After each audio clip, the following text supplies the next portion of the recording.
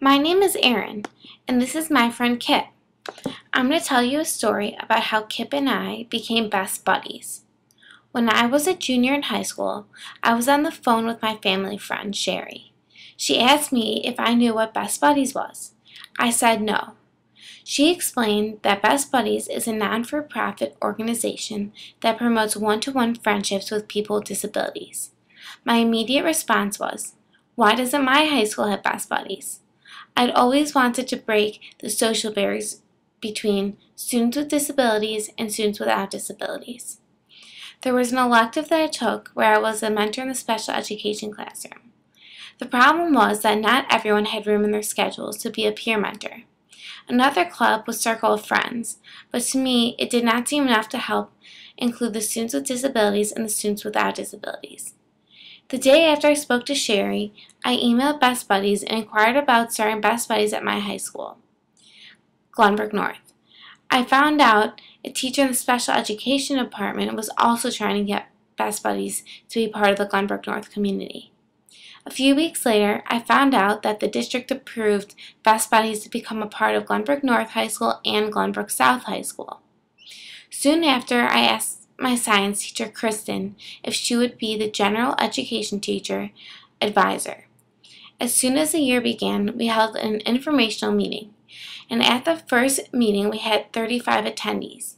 I was ecstatic by the turnout, and by the end of the year, we had 70 members, including college buddies, associates, and buddies. I felt that my first step towards breaking the barrier was successful. My freshman year in college, I became a college buddy and had an interview so I could be matched with a buddy that had similar interests as me. When I arrived to the matching party, they had told me I was an associate member. I was very disappointed because I was so excited to have a buddy. I ended up sitting next to a boy named Kip. Kip was sitting next to his mom, and I began interacting with Kip. He was smiling and very excited to be at the event. I found out that he was not yet involved in Best Buddies. He was trying out the organization to see if it was for him. His two older brothers had been involved for a long time, so his mom wanted to see if Kip would like it too. I ended up spending the entire time with Kip and his mom. By the end of the event, I got to know Kip and his mom really well. She was really impressed by how much Kip enjoyed hanging out with me. She concluded that Best Buddies would be great fit for Kip. The president of Best Buddies approached me at the end of the event and asked me if I wanted to be Kip's buddy. I gladly said yes. To this day, Kip and I are still best buddies. I talk to Kip's mom about every other week and have the opportunity to see him at least 3 times a month. Kip usually attends every event, and as we kept going to the events, I realized that they were very repetitive. I feel like they were not age appropriate for the college buddies or the buddies. So my first semester of sophomore year, I became a coordinator. I felt that I had some input on the decision making, but not enough. I decided to apply to be the director of Best Buddies, and I received the position. As director, I try to plan events that involve going to sporting events or performances led by different clubs or organizations within the university. I feel that it is really important for the buddies to have an equal opportunity to attend events led by other student-run organizations or athletics.